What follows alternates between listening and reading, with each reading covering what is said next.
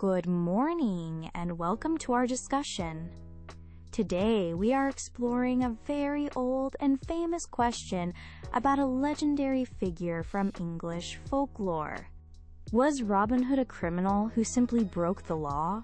Or was he a revolutionary hero fighting for the poor against unfair rulers? It's a fascinating topic that people have debated for centuries. We have two experts here today to share their views. First, we have David, a historian who has studied the legends and the time period. He believes Robin Hood was a hero. And second, we have Emily, a legal expert, who will look at Robin Hood's actions from the perspective of the law. She argues that he was a criminal. Each guest will start with an opening statement. Then, they will have a chance to respond to each other's points in a rebuttal. Finally, they will give their closing statements. Let's begin with the opening statements. David, please tell us why you believe Robin Hood was a hero. Thank you, Sarah. I believe very strongly that Robin Hood was a hero for the people of his time. To understand why, we need to look at the situation in England during the period these stories often describe, around the 12th or 13th century. Life was extremely difficult for ordinary people then. Powerful lords and nobles controlled most of the land and wealth. Many rulers, like the famous Sheriff of Nottingham or Prince John in the stories, were often portrayed as greedy and cruel. These powerful figures placed heavy taxes on the poor farmers and workers. People struggled to feed their families. They had few rights and little protection under the law if a rich person decided to treat them badly. This is the world where Robin Hood appears. He saw the injustice. He saw the suffering of the common people, and he decided to do something about it. Yes, the legends say he stole things. But who did he steal from? He targeted the wealthy nobles, corrupt church officials, and government agents who were getting rich by taking too much from the poor. Think about the Sheriff of Nottingham. In the stories, he represents the unfair authority that cared more about collecting taxes than about the people's well-being. Robin Hood challenged this authority directly. And what did he do with the money or goods he took? The most famous part of his story is that he, quote, gave to the poor. He distributed the wealth to those who desperately needed it. He provided food for the hungry, money to pay unfair debts, and help for widows and orphans. This wasn't selfish crime. It was redistribution of wealth taken unfairly in the first place. Robin Hood wasn't just giving charity. He was fighting against an unjust system. The laws at the time often protected the rich and punished the poor. He broke those laws, yes, but he did it to achieve a greater good, fairness, and survival for ordinary people. He used his skills, like his famous archery, not for personal gain, but to protect himself and his followers, the merry men, and to carry out his mission of helping the oppressed. His merry men were also often people who had suffered under the unfair system. They formed a community in Sherwood Forest, living outside the control of the cruel authorities. They worked together for a common cause. For the poor people of England, Robin Hood became a symbol of hope. He showed them that someone was brave enough to stand up to the powerful. He represented the idea that things could be different, that injustice could be challenged. The stories about him were told and retold for centuries because they inspired people. They showed courage against oppression. He wasn't just a man. He became a legend representing justice and resistance. In a time when ordinary people had no voice and no power, Robin Hood acted for them. His actions might have been illegal according to the rulers, but they were morally right in the context of the deep injustice he fought against. That is why he is remembered as a hero. Thank you, David, for that passionate defense of Robin Hood as a hero. Now let's hear the other side. Emily, please give us your opening statement on why you believe Robin Hood should be seen as a criminal. Thank you, Sarah. While the stories of Robin Hood are certainly romantic and appealing, if we look at his actions from a legal standpoint, the conclusion is quite clear. Robin Hood was a criminal. Let's start with the most basic definition of crime. Taking property that belongs to someone else without their permission is theft. Doing so using threats or force is robbery. These actions are illegal in almost every society, including medieval England. The legends clearly describe Robin Hood and his band ambushing travelers on the roads, stopping merchants and church officials, and taking their money and goods.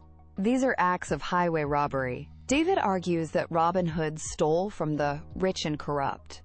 But the law doesn't usually make exceptions based on who the victim is or how wealthy they are. Stealing is stealing. Robbery is robbery. It is against the law. The principle of the rule of law is fundamental for a stable society. This means everyone is subject to the law, and no one is above it. It also means we resolve problems through the legal system, not through private violence or theft. If people decide for themselves which laws to follow and which to break based on their personal idea of fairness, society quickly falls apart. Imagine if everyone who felt unfairly treated decided to take revenge or steal from those they blamed. It would lead to chaos and danger for everyone. Robin Hood didn't just break the law himself, he led a group of quote, outlaws. An outlaw is literally someone living outside the protection and control of the law. He encouraged others to join him in illegal activities. This wasn't just petty theft, it was organized criminal activity. They lived in hiding, they fought with authorities like the sheriff's men, and they disrupted travel and commerce. These actions undermine the state's authority to maintain order. David mentioned Robin Hood used violence or the threat of violence. The stories often involve fights, archery contests, used for defiance, and capturing and holding people, like the sheriff, against their will. These are serious crimes, like assault, kidnapping, and threatening behavior. While the legends often show Robin Hood as avoiding killing, the potential for serious harm was always there in these confrontations. His actions undoubtedly created fear and danger for those traveling through Sherwood Forest, and for the officials trying to enforce the law. David also mentioned that Robin Hood gave to the poor. While this might make his motive seem better, it doesn't change the criminal nature of how he got the goods. The law focuses on the action itself, the theft, not just what happens to the stolen property afterwards. Furthermore, we must be careful with legends. Stories passed down through centuries often change. They might make the hero seem nobler, and the enemies seem worse than they really were. The historical reality might have been less romantic and more brutal. Even if the rulers and the laws were unfair, the correct response is not to become a criminal yourself. Taking the law into your own hands is a dangerous path. It bypasses the established systems for justice, however imperfect they might be. Therefore, based on his documented actions in the legends, theft, robbery, leading an outlaw band, fighting authorities, using threats and potential violence, Robin Hood fits the definition of a criminal.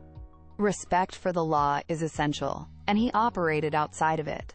Thank you, Emily, for presenting the legal perspective so clearly. Now we move to the rebuttal section.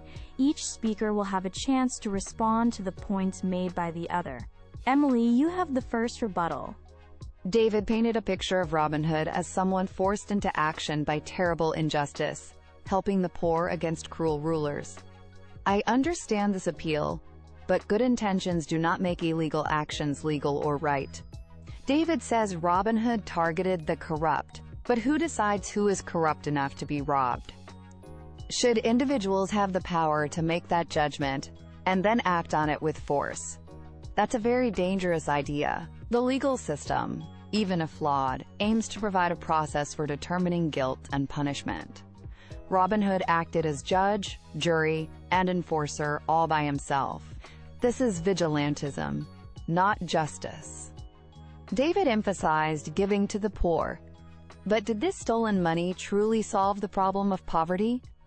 Or did it just provide temporary relief while potentially causing more conflict and danger? Crime often has wider negative consequences. He also spoke of Robin Hood as a, quote, symbol of hope, Perhaps he was, but symbols can be dangerous too if they encourage people to believe that breaking the law is acceptable if you feel your cause is right. Where do we draw the line? David relies heavily on the idea that the system was completely broken and offered no alternatives. While times were hard, suggesting that organized crime was the asterisk-only response might be too simple. We cannot definitively say there were zero other options for seeking change or redress, however difficult. Ultimately, David's arguments are based on justifying the crimes because of the perceived injustice of the time and the supposed nobility of Robin Hood's motives. But the law must deal with actions. The actions described: systematic robbery, forming an outlaw gang, fighting authorities, are criminal. We cannot romanticize crime, even when it's wrapped in a popular legend. Thank you, Emily. Now, David, it's your turn for rebuttal. How do you respond to Emily's points? Emily makes important points about the rule of law, and I agree that in a functioning, fair society, laws must be respected. But the key question is, was medieval England under rulers like Prince John a fair society for ordinary people? Emily calls his actions vigilantism. But when the official law enforcers, like the sheriff, are themselves unjust and serve a corrupt system, what are people supposed to do? Law wasn't protecting the poor. It was often used to oppress them. She asks, who decides who is corrupt enough to be robbed? In Robin Hood's case, it seems quite clear. He targeted those visibly abusing their power and wealth at the direct expense of the starving population. It wasn't random. It was a targeted response to specific injustices. Emily questions if stealing solved poverty. Of course, it didn't end poverty entirely. But for the families who received help, it meant survival. It meant food on the table when there was none. In desperate times, such actions have immense immediate value. She worries that Robin Hood sets a bad example, encouraging lawbreaking. But perhaps he sets an example of courage against tyranny. History has many figures who broke the laws of their time in the fight for justice. Think of resistance fighters or civil rights activists. Were they all just criminals? Emily suggests there might have been other options. For the poor and powerless in that era, facing autocratic rulers and crushing poverty, what peaceful and effective options were truly available? They couldn't vote, they couldn't organize protests easily, without being crushed. Robin Hood's actions were illegal, yes. But sometimes, laws themselves are instruments of crime when they uphold a system that steals livelihoods and dignity from the majority. Challenging such a system, even by breaking its laws, can be seen as a heroic act of resistance, not just simple crime. We must consider the context of extreme inequality and oppression. Thank you both for those responses. We now come to the closing statements. Each of you will have a final opportunity to summarize your position. David, please begin. To conclude, Robin Hood remains a hero in popular imagination for very good reasons. He lived in a time of great unfairness, where the rich and powerful often exploited the poor without consequence. He chose to fight back. He defended the weak, challenged the corrupt, and offered practical help to those in desperate need. His methods involved breaking the laws of unjust rulers, but his goal was justice and fairness. He represents the timeless struggle against oppression and the hope that even in dark times, someone will stand up for what is right. That's why, despite the illegal nature of his actions, history remembers him overwhelmingly as a revolutionary hero, not just a common criminal. Thank you, David. And now, Emily, your closing statement.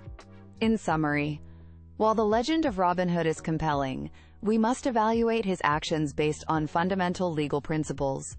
He engaged in theft, robbery, and led an outlaw group, operating outside the law. His motives, however well-intentioned they might seem in the stories, do not excuse these criminal acts. A society needs laws to function, and breaking them, even against perceived injustice, makes one a criminal. Therefore, while Robin Hood is a fascinating figure of folklore, his actions, as described, fall squarely into the category of criminal behavior. Legally, he was a criminal. Thank you, Emily. And thank you both, David and Emily, for sharing your well-argued perspectives on this enduring question. We've heard compelling arguments for both sides. David presents Robin Hood as a hero of the people, fighting against an unjust system in difficult times. Emily reminds us of the importance of the rule of law, and defines Robin Hood's actions as clearly criminal. Was Robin Hood a criminal or a revolutionary hero? Perhaps the answer depends on whether you focus on his actions or his intentions, the law or the context. We hope this discussion has given you, our audience, plenty to think about. Thank you for joining